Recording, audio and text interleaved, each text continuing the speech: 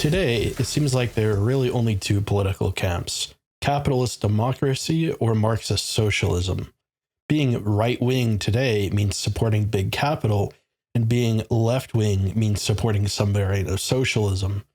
As a result of this polarization, many intelligent people have either entrenched themselves on one side out of a desire to stick with what's currently popular and successful, or they've been totally alienated and have sought alternatives within the revolutionary framework, like some form of libertarianism or corporatist nationalism. But there is another possibility for men of the right that might cause us to ask the question of what the right really has been throughout history. The term right-wing comes from the French Revolution, and it referred to those who supported the Ancien regime, the French monarchy. The left were the liberal revolutionaries. What the historical right wing is, then, is essentially counter-revolutionary. They upheld the mode of political organization that had prevailed around the world for nearly 1,000 years, hierarchical rule by lords. After the First World War, the last monarchies in Europe fell, and the existence of a counter-revolutionary right went with them, then becoming subsumed by the currents of fascism and National Socialism, which were much more suited to the contemporary political situation. Men who were once the defenders of a superior liberty and justice fell toward the level of totalitarianism and Marxist class analysis. Labor took center stage as an organizing principle, and even though Marx's brand of socialism was rejected, his influence could still be felt in the regimes of that era, built on steel and quantity rather than principle. Those alienated by the world they see around them, in which all life has been squeezed out of daily living, would be similarly alienated under such a regime. And if the radical rightist ideologies of today are not any less revolutionary than their opponents, is it even correct to call them right-wing? Proponents of these ideologies themselves often do not think so, opting to call themselves third positionists. Some of us sense that there is more to life than labor in cities of skyscrapers and concrete. Some of us want a way out of the collectivism of Marx and the cynical individualism of capitalist conservatism. Thus, there is a real need for an alternative to the alternative. Monarchists do exist, but monarchism proves to be just as ruthlessly Faustian as National Socialism in terms of its scale, its tendency toward finance, and its insatiable bloodlust. It was under monarchy that mercantilism and early capitalism flourished. History has proven that monarchy does not turn out like the best hopes of well-meaning Catholics, but instead it becomes the war machine of Napoleon or the no man's land of World War I. By cutting out the authority of lords and subsuming it under an absolute ruler, monarchy grows to gargantuan proportions and begins to mulch men in the battlefields with its newfound power over the masses. What would have been unthinkable in the 14th century was suddenly possible, fielding armies of millions of professional soldiers in wars that spanned the continent. In the case of modern appeals to monarchy, the terror of the modern world essentially just puts on a crown and calls itself reactionary. At least, that's the future neo-reactionaries promise. Between the collectivism and totalitarianism of modern ideologies and the scale of monarchical reactionism, there's a possibility that remains: feudalism. Though impractical to implement during the present state of the world, there may come a time when global power inevitably disintegrates and states begin to balkanize, that small decentralized powers remain. There's still a great need for a stopgap solution against Marxism and capitalism, so of course corporatism is still an attractive option, but when the grand opportunity arises, feudalism might actually become realistic.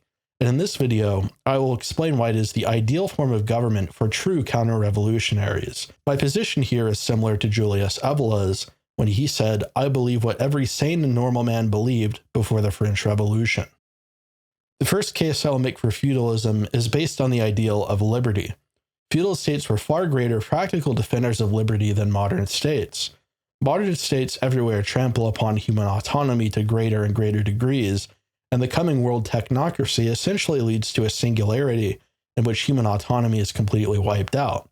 But what has happened in the West over the past couple of centuries proves something else, namely that the liberal project of democratic freedom has been a colossal failure. Just a few years ago, Australia set up concentration camps and border checkpoints for its own citizens. In other quote-unquote liberal countries, speech is so heavily regulated you can be fined thousands of dollars, even jailed for a number of years, for committing hate speech. Liberal governments are talking about making centralized digital currencies so they can track and control their citizens. And of course, there's a massive domestic surveillance effort that these countries have produced by which they spy on their own citizens. The United States, a country whose slogan is liberty and justice for all, passed the Patriot Act in 2001, legitimizing its own domestic surveillance. Edward Snowden exposed just how vast and deep the network really is. The original liberal grievance in America was taxation, and today levels of taxation have become very burdensome and continue to increase under the actions of the Democratic Party. Bernie Sanders famously proposed a 100% inheritance tax. Other examples of counterintuitive liberal tyranny come from the Great Depression, in which FDR used totalitarian policy to confiscate grain and meddle with the market. And of course, practically all liberal states have a program of mass conscription ready to be implemented at a moment's notice. The reality of liberalism is that the philosophy of popular sovereignty has allowed the state to grab unlimited authority, because if sovereignty is given to the masses, then sovereignty is unlimited. There is no right that the people can violate. Unlimited sovereignty means unlimited power. And naturally, totalitarian states are also founded on the idea of some sort of popular will upon which the leader's legitimacy rests.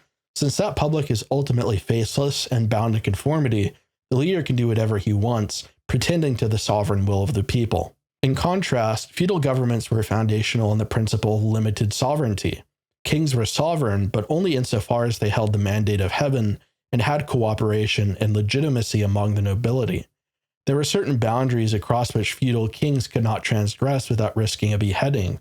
These states were also quite decentralized, since territory was owned by multiple vassals.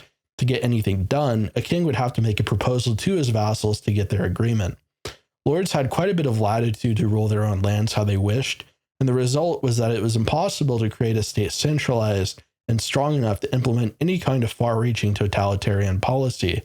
States were, in fact, so weak that standing armies practically did not exist, and conscription was unheard of.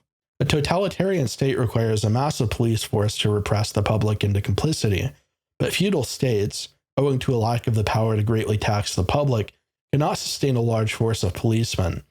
Justice in feudal states was always very local, and often the task of policing villages was left up to the people who lived there. Only towns and cities had police in the form of a local garrison, but the scale of that was much smaller than what we have today. The modern phenomenon of an ever-present army of watchmen, militarized and well-trained, simply could not exist under feudal conditions. Naturally, that would be very conducive to liberty. The ideal of the state in feudal times was identical to what Julius Evola calls the true state, a society orbiting around a central principle that was built upon men making free associations. Such a state would be pleasing not only to men of the right, but also to libertarians who might want to preserve human autonomy in an organic way. Feudalism is the ultimate antidote against totalitarianism. It is the replacement of bureaucratic power structures with highly personal ones built on the free exchange of allegiances. The second case I'll make for feudalism is an economic one. Hans Hermann Hoppe wrote a wonderful book called Democracy, the God That Failed, in which he contrasts monarchy with democracy, showing that the former is freer and more economically responsible. Modern democratic states tend to carry a large public debt. I've already talked about this before, so I'll just make this point very quickly. No one is responsible for that debt other than the government, which is a bunch of unaccountable nobodies. In a feudal state, the only one who can be responsible for the debt is the king or the lord who takes it out. If he can't repay it, well, then there's somebody to punish for it. A king who defaults on his loans might be subject to rebellion or a mutiny, since he has been irresponsible with his realm. Thus, kings have a good incentive to not take out loans they cannot repay. No such incentive exists under democracy, and regardless, usury was typically forbidden in feudal societies due to the spiritual foundations of said societies, so under ideal circumstances, the national debt problem wouldn't have happened regardless. Since feudal governments are essentially privately owned, the economic incentives in general are more personal. The tendency of modern states to globalize the economy and to replace domestic workers with cheap foreigners would be replaced with a desire to maintain the loyalty and goodwill of the native subjects. Feudal governments, under conditions of disloyalty, are very unstable, and lords would wish to create such a situation as would be most conducive to their rule.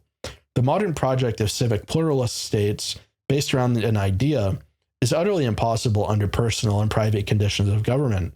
Pluralism requires imperialism, and feudalism, unlike imperialism, rejects government centralization, instead preferring the centrality of principle and the personal autonomy of the lords.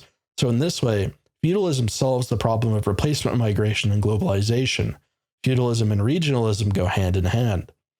Conditions for the worker under feudalism would undoubtedly be better than under modern capitalism or socialism. Under the ancient Roman corporation, which essentially operated like a guild, the relationship between superior and subordinate was very personal, almost familial. As such, in order to earn the workers' trust and cooperation, it was necessary to treat them well. Modern conditions of wage labor are so impersonal, and the scale of society is so great, that virtually an unlimited supply of workers can be cycled out once they are worn through by exploitation. But under the guild system, not only do workers have superior value and dignity to that of a modern wage slave, but they also have enough of a personal connection to their employer that they can make demands according to the prevailing morality. Today, the class system dominates. Having more wealth makes you superior, having less wealth, inferior. Under the feudal caste system, however, each caste was afforded equal dignity. A good worker was one who fulfilled his role. A good priest was one who carried out the functions of his office. A good priest and a good worker were of equal worth, even if they are situated differently on the hierarchy. In ancient India, this fact was represented by the body of Brahma, in which each part of his body, regardless of its superiority or inferiority, was necessary to Brahma. In other words, each caste is necessary to society, and therefore has equal dignity. In medieval Europe, the lower castes were treated reasonably well, so much so that there was no spontaneous class consciousness, nor but a couple of economic revolts. Only in places like ancient China, which treated their peasantry abhorrently, did such phenomenon occur, such as the Yellow Turban Rebellion. Under the caste system, there would be a class of freedmen who are capable of pursuing excellence in art and culture. Today, what is lacking is a living relationship with deeper things, with a symbolic and artistic depth of reality. Philosophy, poetry, painting, music, all of these are seen as distractions from what supposedly really matters, the constant development of machines and the economy. The machine is practical, art is a joke. The state of affairs is utterly alienating today, and under the caste system, there exists a space available for those of a more bohemian persuasion. Freed from labor, they could pursue excellence even in politics, just as Xenophon thought that citizenship and work were opposed to each other. Modern governments suffer from a problem of scale, and due to the conditions of capitalism, that scale needs to continue increasing indefinitely, otherwise the economy will collapse. The economy in feudal governments, however, is the polar opposite of capitalism. Rather than intense competition and growth, feudal governments promoted economic cooperation and sustainability in a way that would seem familiar to a modern corporatist or fascist. For a business to operate, it must be a part of a guild, and guilds were chartered by the king, so they had to follow certain requirements to stay in operation. Guilds prevented competition and fixed prices, and they also exclusivized participation in the market to ensure that they could not be undercut. The result was that growth and innovation remained at a low level, and craft was much more personal than it was industrial. The modern problem of alienation, brought into being by wage labor and large-scale production, would not exist, or would at least be very minimal under feudal conditions, even supposing that industrial machines might continue to be an important part of production. If the scale is kept very small, then a personal element in production will continue to be important, especially if guilds demand quality controls, which would necessitate the continuation of handcrafting. The collapse of market competition will also spell an end to exploitation of consumers.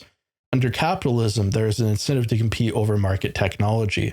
Basically, firms will compete to swindle customers better than one another. This is driven mainly by the fact that if someone doesn't do it, someone else will, and they will rapidly gain in market share. Under capitalism, if you're not growing, you're dying, so it becomes something of an arms race. Market cooperation puts an end to the arms race and ensures that companies will operate fairly and with the best interests of consumers and workers in mind. Given that exploitation is a form of enslavement, a feudal economy would result in increased freedom since the total amount of market exploitation has been lessened. Along with the problem of scale, wars conducted by modern states are immensely destructive. With the unconditional ability to tax, as well as the ability to conscript, modern wars end with casualty counts in the millions. Entire cities are destroyed. Men are treated as cannon fodder, sent into the wood chipper to die. Under feudalism, however, the situation would be reversed. Since feudal states do not have such taxation nor conscription powers to field large standing armies, wars must be of small scale, and one direct consequence is that the value of an individual soldier's life becomes exponentially higher. No longer can states afford massed infantry charges, such as we saw in World War II or in the Russo-Ukraine War. Wars would have to be won through the wit of a skilled tactician, able to outmaneuver his foes. Bertrand de Jouvenel noted how in the Middle Ages, battles were sometimes won before a single casualty had been inflicted, simply due to one lord having been outmaneuvered in the field. Such was the value of human life in the days of feudalism. Since soldiers were mainly volunteers, not only did commanders need to invest more into their men to turn them into an effective fighting force, but also they could not simply afford to throw them away. Though modern technology inevitably increases the destructiveness of war, there is no reason to think that a general reduction in scale would not alleviate some of the bloodshed. Thus, we are led to a much more humane state of affairs in the world. Today, the phenomenon of so-called multilateral globalism is made possible through the mutual understanding that war is too costly to conduct. As a result, nationalism and group rivalry has been eclipsed by a static and homogenizing peace. If the scale of war were decreased, then the mode of war would also change. Modern wars are total wars, wars of scale in which whoever can defeat the enemy's productive capacity or sufficiently terrorize their population will win. But if the economy ceased to be capable of churning out an indefinite amount of materiel owing to limited growth, then wars could cease being total. War would essentially become a game that nobles play with each other, armies clashing in the field, not necessarily fighting over destroying cities. War then would not have the tragic character that it does today, and could then serve an important role in regional dispute resolution. No longer would we have to acquiesce to the sovereignty of organizations like the UN. Nationalism would be firmly entrenched as a force around the world. War under feudalism also does not have such a fatal character for the state. As Julius Evola noted in Revolt Against the Modern World, under feudalism, all wars were conducted with the implicit understanding that, no matter where the opposition would lie, all warring parties agreed on the principle of feudalism. There were not wars to tear down the feudal structure. Even the Baghdadi Rebellion, which some Marxists unwisely hold up as an example of an ancient proto-Marxist class revolution, was only a rebellion to reinstitute the Roman caste structure in barbarian lands under barbarian leadership. War was essentially an expression of loyal opposition. Thus, war actually served to preserve the stasis of the feudal system. It was something of an outlet valve that also provided a way for feudal lords to check and balance each other, preserving the status quo of limited sovereignty and thus preserving freedom. A central cause for concern in modern society is the revolution in social beliefs, as well as the general degradation of moral values. In part, this has been made possible by public education.